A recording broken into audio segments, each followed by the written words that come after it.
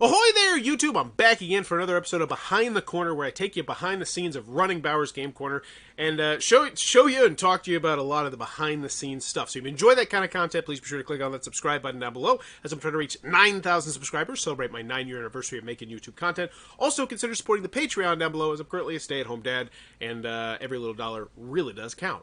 But right now, I'm excited to be talking about how my May went. Now, my May was actually downward, as you can see from March and from April, in just about a lot of the metrics, but in particular views. And I gotta tell you, I've been in a little bit of a funk the last month. My kids are now done with school, and when they were in school, it was like I had plenty of time to do all the little things and do all the little work, since I have a 5- and 8-year-old son. But now that we're out of school, and to be honest, the last few weeks they weren't doing too much, you know, the end of the school year type of thing.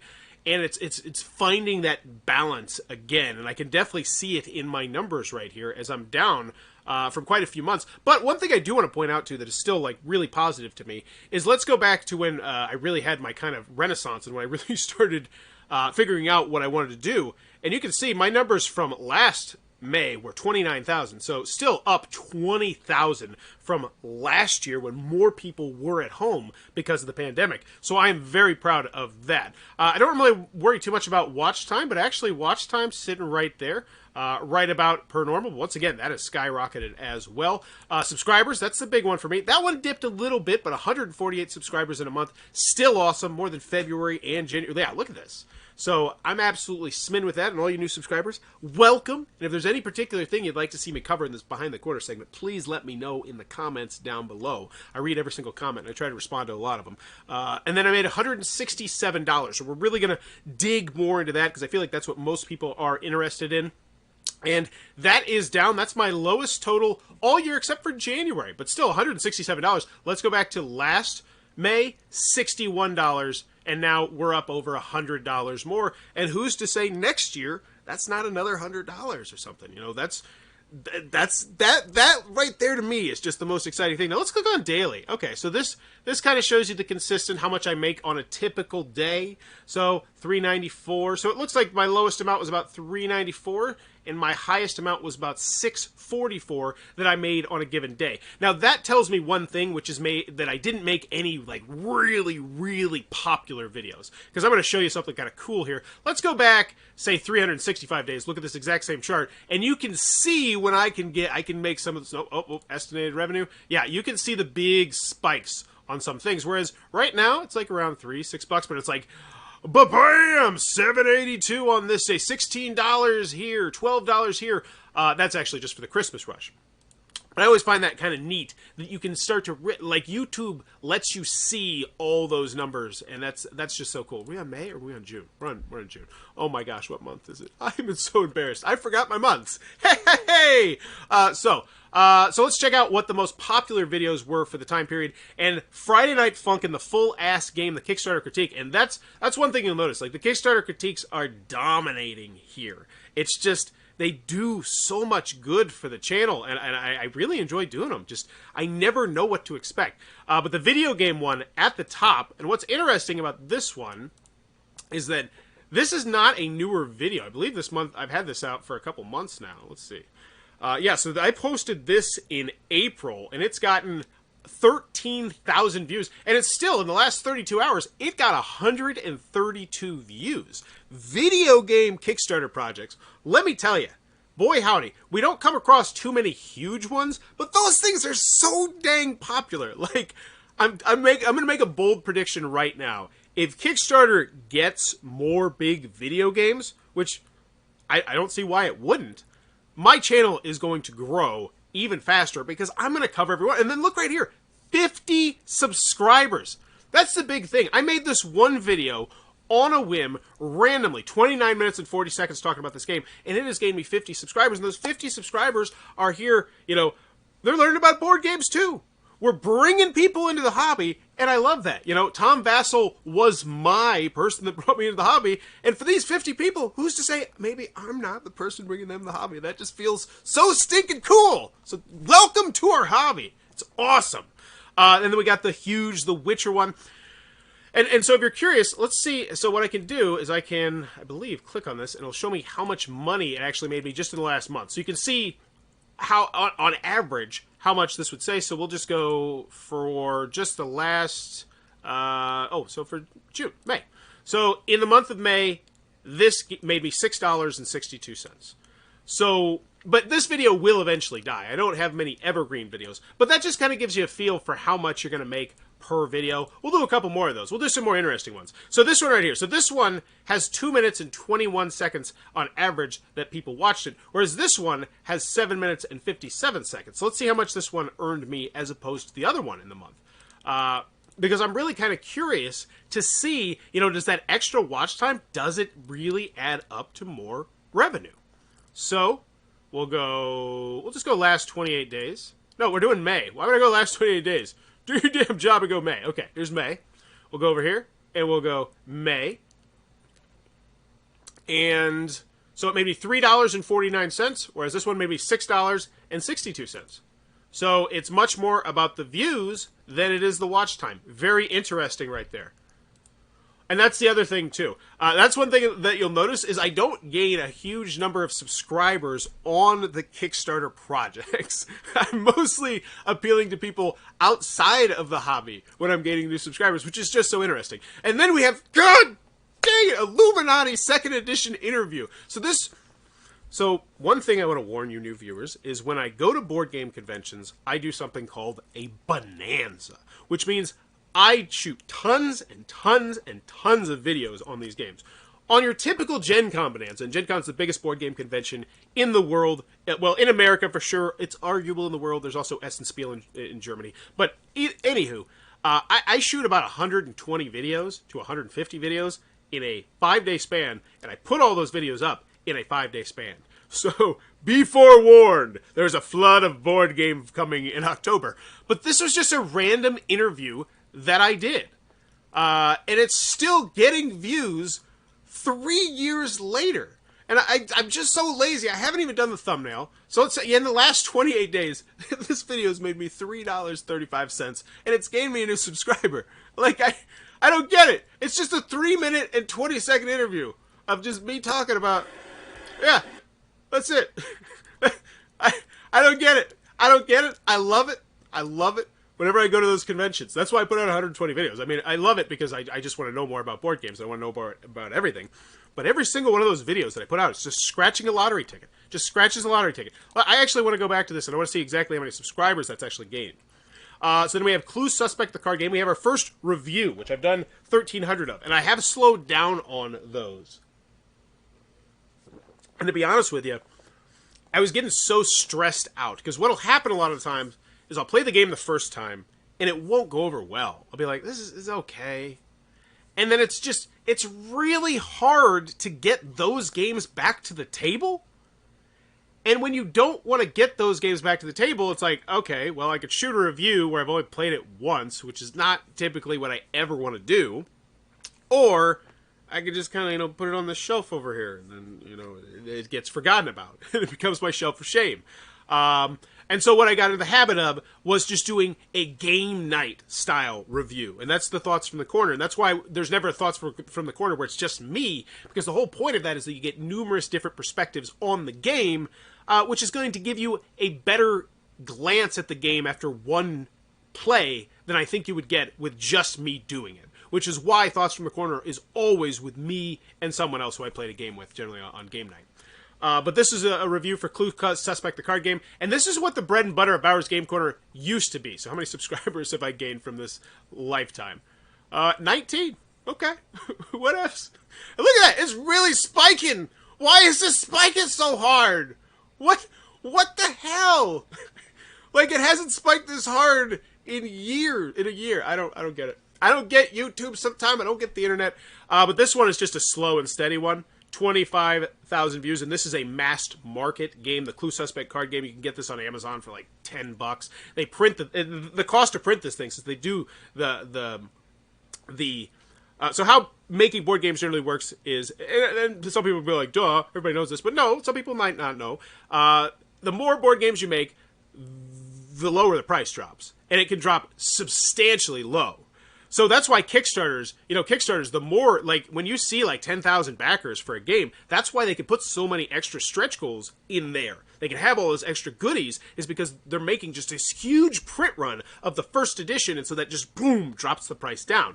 And so this game probably cost them, like, less than $1 to make, and they can sell it for 10 to 15 bucks. And since it's got the Clue name on it, it's buck wild. And this thing has gained me 56 subscribers, 25,000 views. And let's just say, in the month of May, it made me $1.95. Just this random review. It's going to be here forever. It's going to be an evergreen video. And that's what I say about evergreen videos that are never going to go away. Like my Apples to Apples review. I got an Apples to Apples review that is going to consistently get me money forever, as long as this, and it was posted 2013. So this is an 8-year-old video right now. Well, 7. It's going to be 8 in. Going to be 8 in December. And let's see, in the last 28 days, it's made me 20 cents. Let's just see what it made me in May, because that's the whole theme of this. It made me 23 cents.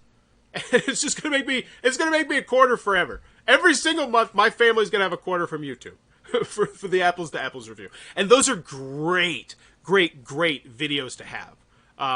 Because the other thing is, I always have this philosophy in my mind, and why I cover a lot of older games, is because let's say eventually this Clue Suspect card game person, whoever watched this particular review, eventually does get more into the hobby, they're gonna be like, oh yeah, I've seen this guy before. Oh, he covers a lot of different stuff. And that's just how I see it. And then we have this one right here. So this was actually part of a science experiment I did. Where I spent, I think it was like $100 and something. Maybe it was $60. I think it was about $60 something at Target. And I bought specifically games that didn't have much content at all about them on YouTube. So I was at Target and I was like looking at their collection. I was like, all right, YouTubing, like which ones of these do not have videos onto it? And this was one that only had one video on it. And it was a $30 game. It's a $30 solo game. And I shot a gameplay video of it. I shot reviews of it. But I'm going to show you, just in the 1 month, it made me $5.14. But that science experiment has actually, I need to start doing it more. I gained 25 subscribers and I made all the money on that science experiment pretty much back with just this one video. And this is part 1. There's also a part 2, which has gained less money because not everybody goes to the part 2. But still, those are the kind of things that if you're starting a YouTube channel, I mean, as much as it sucks, look for the brand new stuff and look for the brand new stuff that nobody's got videos on. We got some more Kickstarter critiques. Let's keep going. I do want to look at just a little bit more and see where does the Kickstarter critique pretty much end. So, we have all these are Kickstarter critiques. Oh my gosh. There's a skip the rules. Okay, skip the rules.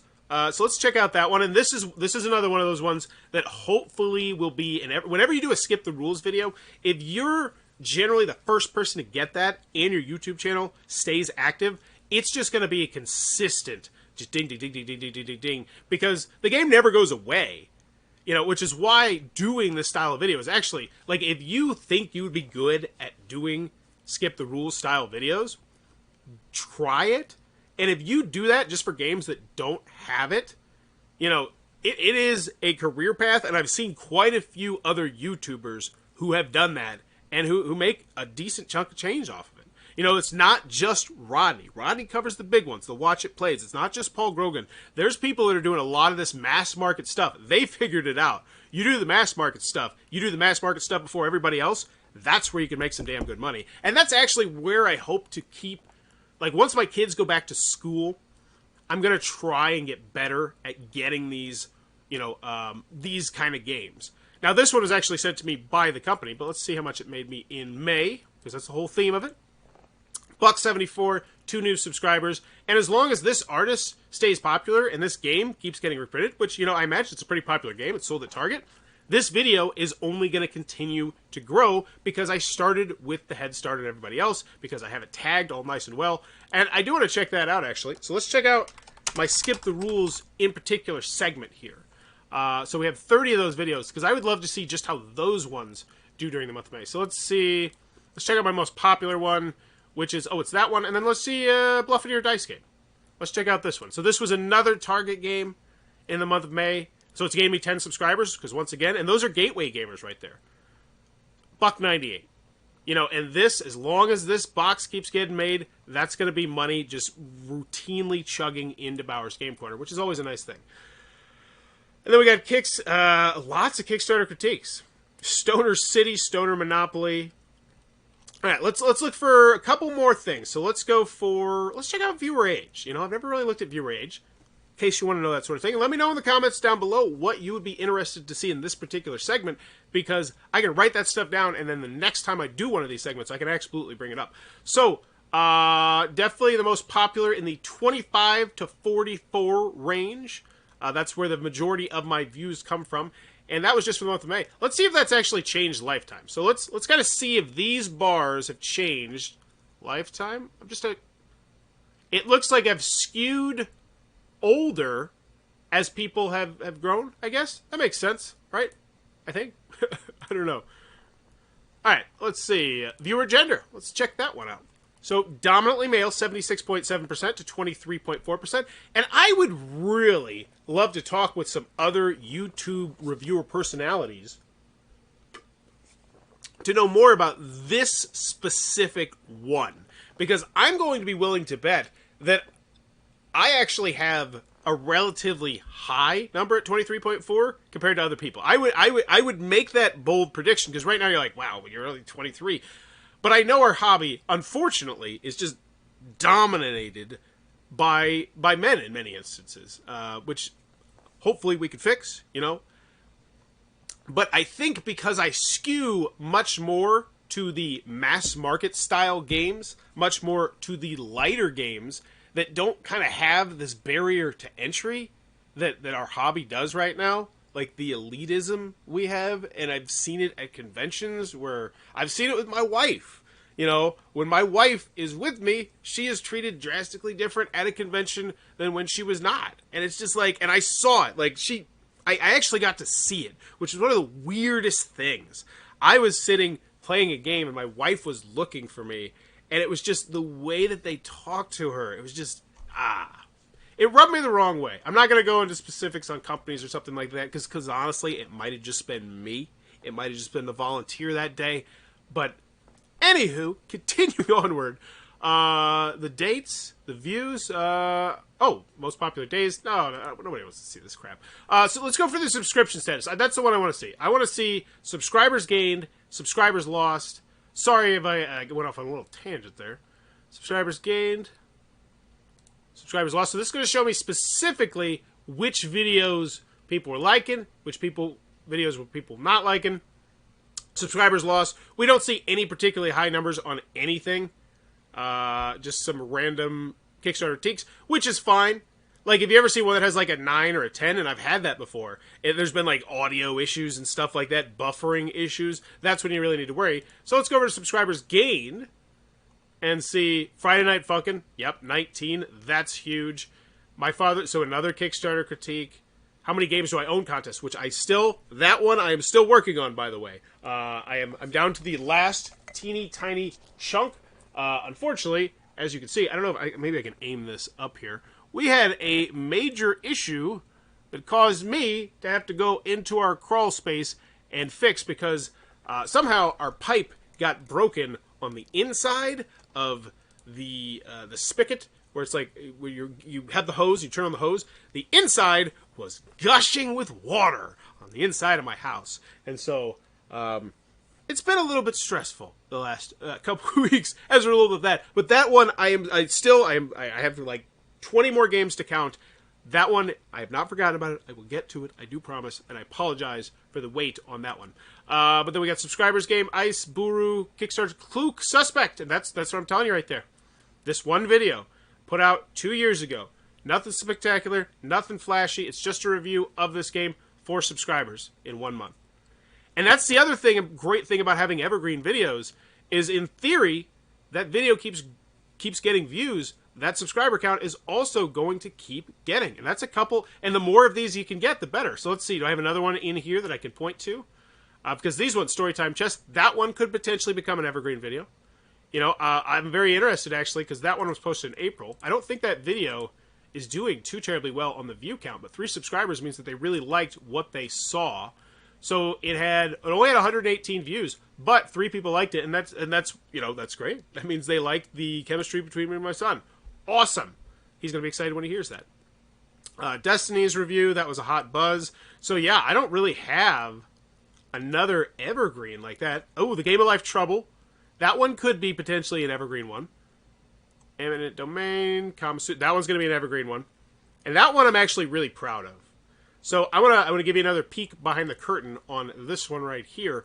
So one thing I figured out you could do was you can automate it so that like your Twitter account will send tweets at specific times. So what I did was I went back to my backlog of videos and found videos that I thought would be kind of interesting, kind of different, kind of like, oh, really? Like I did one, I have a tweet that goes once every month. So it's not too intrusive. It goes once every month. It's like 11 p.m. at night or something on a Saturday night. And it goes, did you know that there was a 50 Shades of Grey party game? And shocker, it actually was pretty dang fun. Check out the Kickstarter video for it, or the review for it. And I did one of this with Kama Sutra as well, and I tagged the designer of the game, which is Bruno Fedudi. I believe, yeah, it's one of the Brunos. And he routinely, like, even retweets it as well. And so I was like, oh, look at me! Social media win! Because I don't get too many of those. I'm still trying to wrap my head around how to do social media. The thing is, I don't know which social media to focus on. And this is straight up behind the corner stuff right here. Because it's like, I know I get a good deal of engagement on Instagram. I know I don't get much engagement on Twitter. You know, Facebook is a ghost town. And it's like, I don't know where, should I be sharing this more in specific groups? Should I be sharing it more on my thing? Should I be commenting more on Board Game Geek? So it's like, where do I focus the energy? And luckily, you know, automation is making one part of that a little bit easier, and I can tell that right now. And I actually want to see, I'm going to try and see if I can notice when I started to automate it. Ooh, this might be interesting. So let's see this. Last 365 days. Let's see the spikes. Yeah, so January 5th, February 20th. So I bet that was when the tweet got sent out. So you can see that it spikes a little bit. Is that March? Yep, there it is. There it is. There it is. Once every month. And then March. And then in April. Well, that one, no, it's kind of consistent. But anywho, still, very excited about that. That's something I'm hopefully getting better at. But yeah, kind of went all over the place on this one. That was Bauer's Game Corner May update, behind the scenes, spectacular. And here's some more extra bonus content. You want to know real time what's happening at Bauer's Game Corner on June 11th. Latest video. That doesn't really tell me much, but here we go. We'll go right here. So my current live subscriber count, 7575. Awesome. Climbing my way up to 9,000. I've had 2,542 views in the last 48 hours, so it's been relatively slow.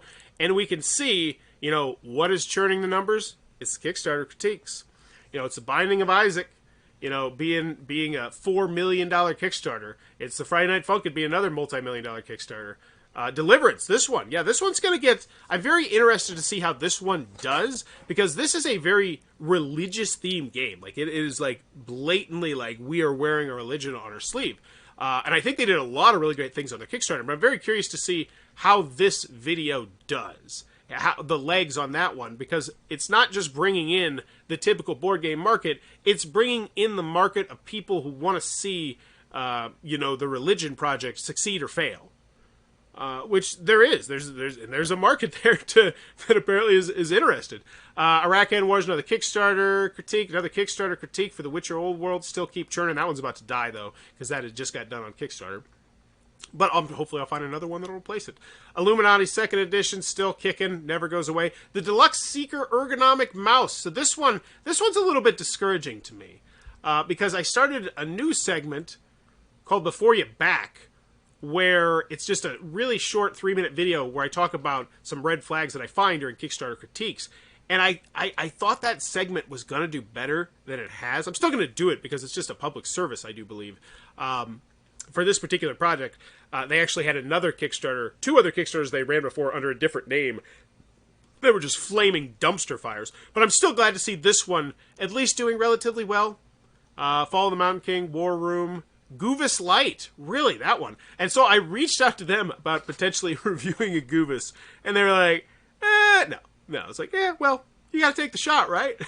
And then here we go. This is the Before You Back, which I'm very curious. I'm going to look at the numbers on this one. This is all behind-the-scenes bonus content. Oh, that box 1, that Neil Patrick Harris. We told you there was box 1. Here's box 2. Let's see how that did. Let's see grand total, what that raised me. And that's not grand total, because I also did a review of the thing as well.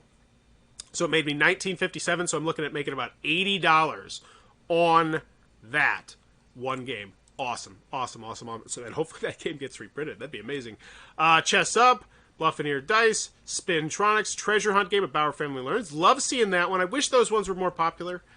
They just haven't picked up the way that I'd hope they are. Those are just the gameplay videos I do with my kids.